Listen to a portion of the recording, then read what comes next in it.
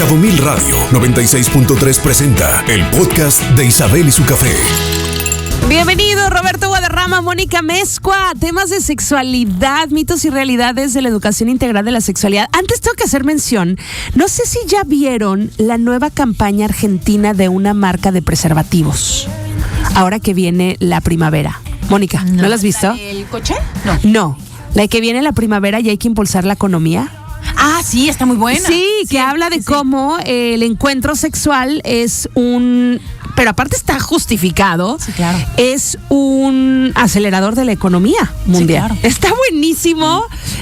Todas las sites y todas las páginas que sigo de mercadotecnia dicen que, ay, por favor, por fin algo creativo y diferente. Búsquenlo. La marca se llama Tulip y habla de, ahora sí que invierte en tu sexualidad porque eso activa la economía. ¿Qué tal? Está buenísimo. Ahora muy sí, bien. Hablemos de los mitos y realidades de la educación integral de la sexualidad.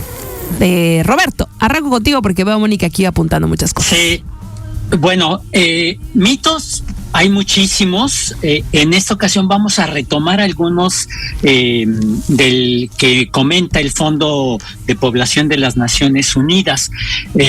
Hace 8 días hablamos un poco a nivel general de lo que es la educación integral en sexualidad y aún y cuando se promueve para el bienestar pues de todas las personas, aunque tiene un poquito ahí la intencionalidad de dirigirla hacia la niñez y la adolescencia, la juventud, yo creo que a nadie nos cae mal la educación en temas de sexualidad, ¿no? Y uno de los que retoma el UNFPA, el Fondo de Población de Naciones Unidas, es mito. La educación sexual integral prepara a los niños para convertirse en víctimas del abuso sexual. Pues vamos a romper el mito porque justo la educación integral en sexualidad hace lo contrario. Hace que al tener información acerca no solamente del concepto en sexualidad, sino en términos de educación integral, de lo importante que es nuestro cuerpo, cuidar nuestro cuerpo, respetar, reconocer y el de alguien más. Cuando un niño o una niña aprende que su cuerpo no puede tocarlo a alguien más, ¿no? Que no sea incluso papá y mamá por consentimiento, porque le va a apoyar a vestirse, a bañarle y demás. Desde tempranas edades es importante que aprenda que decir no es no. Claro. ¿Sí? Y entonces es todo lo contrario. La educación hace conciencia, hace que niños y niñas, además de aprender acerca de su cuerpo, aprender a cuidar y a proteger. Fíjate que yo creo que en algún momento que hablamos de abuso sexual aquí y hablando de educación integral, pues yo siempre meto ahí como un engrane que tiene que ver supuestamente o podría considerarse con otro tema como es la educación para la paz. En Educación para la Paz hablamos de la importancia de la desobediencia, pero desobediencia en un sentido crítico. Creo que hablamos una vez aquí, en un sentido no solamente porque sí quieres desobedecer, sino, por ejemplo, hablamos de desobedecer la violencia, ¿no? Aprender a desobedecer la violencia. Y en este tema del abuso sexual, mi maestra querida Ruth González Serratos decía algo así como, ojalá que nuestros niños y niñas aprendieran un poquito a desobedecer. ¿Por qué se obedece a tus mayores? Puede ser muy dañino en sentido de que si aprenden un poquito como por dónde se les enseña qué desobedecer, quizá evitaríamos mucho abuso sexual. Es como parte del decir que no. En temas de violencia sexual. ¿Sabes? A mí lo que me causa conflicto es que muchas veces escucho a padres más preocupados por introducir estos temas en la familia que porque realmente sus hijos sean víctimas de un ataque. No, es que ¿cómo vamos a hablar de eso? Es que están muy chiquitos, es que no debe de ser, es que les acabas la inocencia, es que... Ese es otro mito. Ese es otro mito. Y eso es algo bien triste porque, pues, tu mismo miedo y tus mismas creencias y tu misma ignorancia, porque esto que estamos compartiendo está fundamentado. Sí, claro.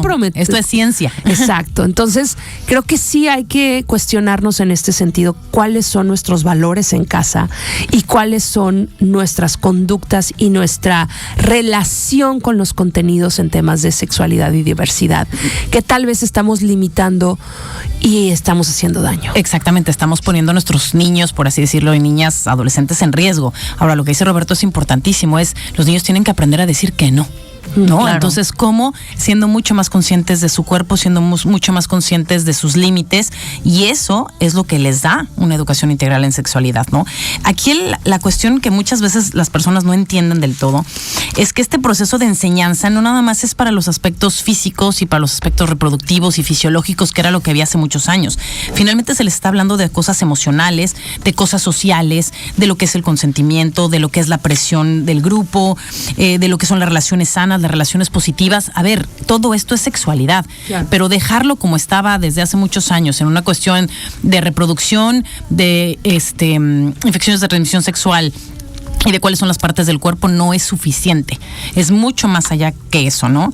Entonces, bueno, ese mito es bárbaro, ¿no? De que esto va a poner a los niños en una situación más vulnerable. Es exactamente todo lo contrario. Otro de los mitos que también de repente digo, ¿cómo es posible que la gente lo pueda pensar así? Pero pasa mucho.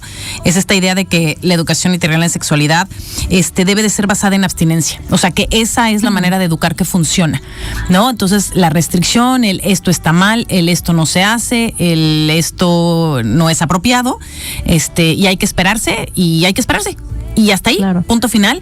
Mucha gente tiene el mito de que esa es la mejor manera de prevenir embarazos, de prevenir infecciones de transmisión sexual, de prevenir, por ejemplo, que los chavos empiecen a tener actividad sexual a ciertas edades, y es exactamente todo lo contrario.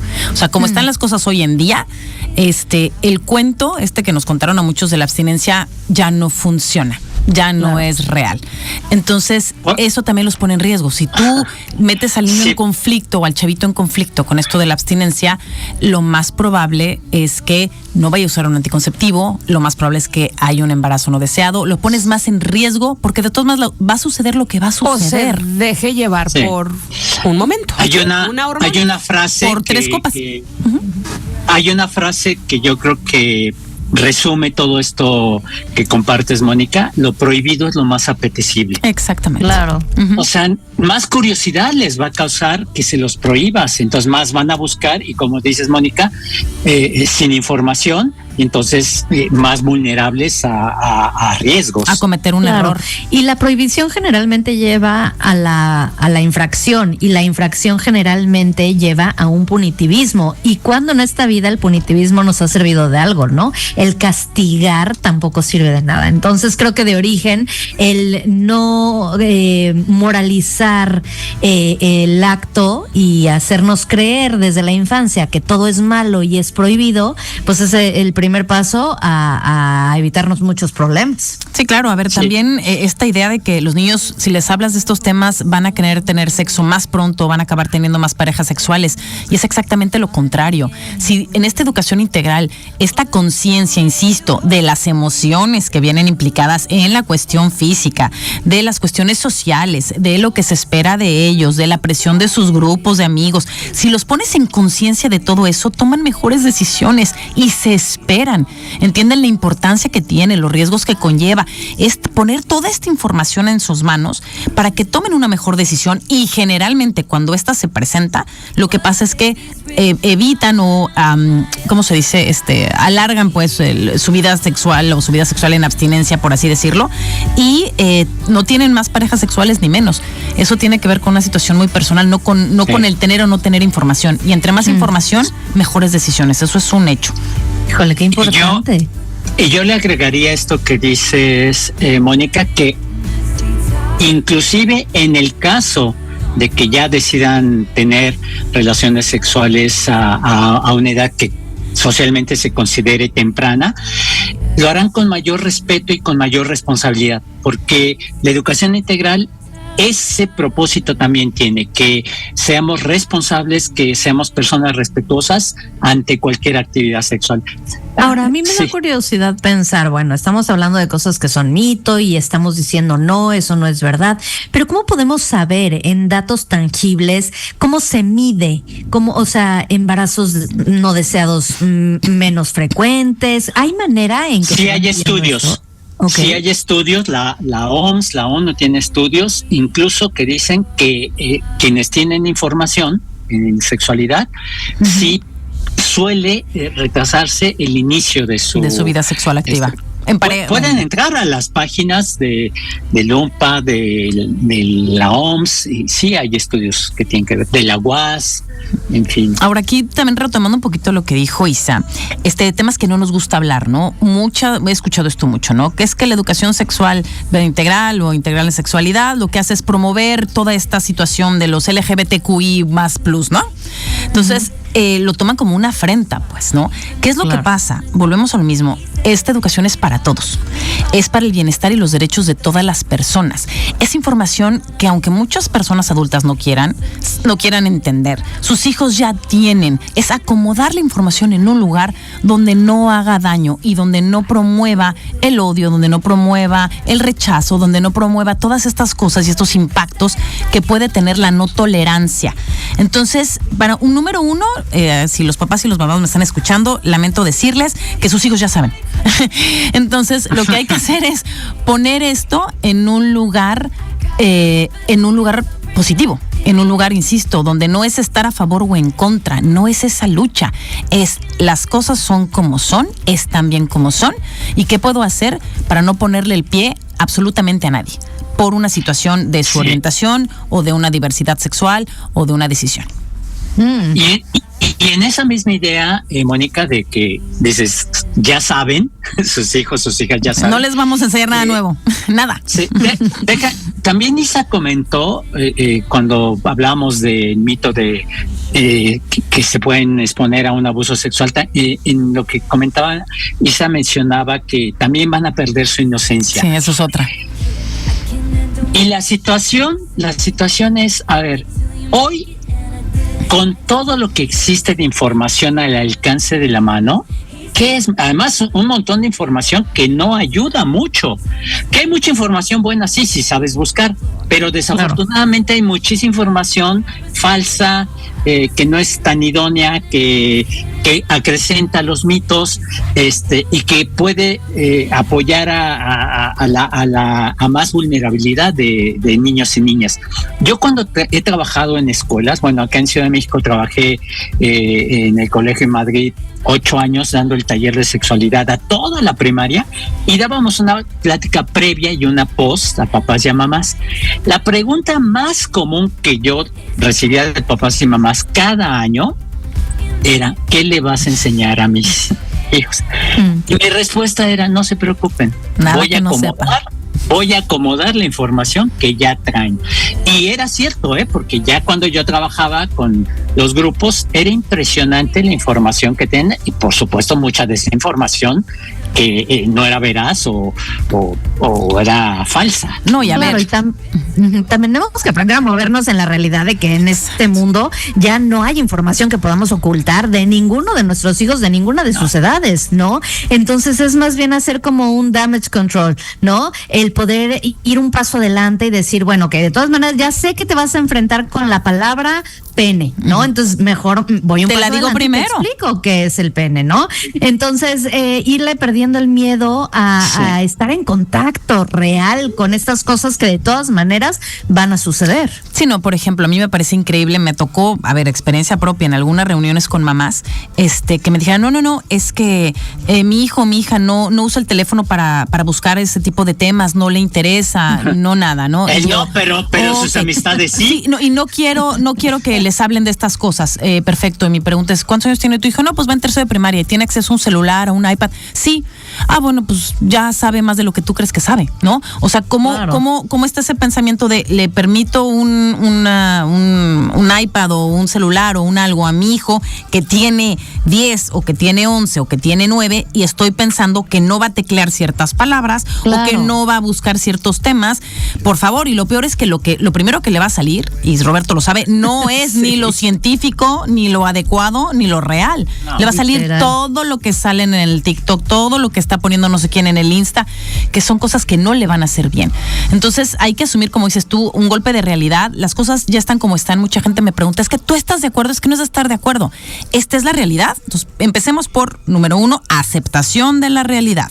Y número 2, trabajar con esa realidad, porque eso de cerrar los ojos no sirve y hace muchísimo daño, sobre todo en estos temas, ¿no? Sí, totalmente. En todo ese tiempo que he estado, cuando he tenido oportunidad de trabajar en escuelas, sí recuerdo una mamá que no dejaba que su hijo tuviera el taller de sexualidad y fue a hablar conmigo.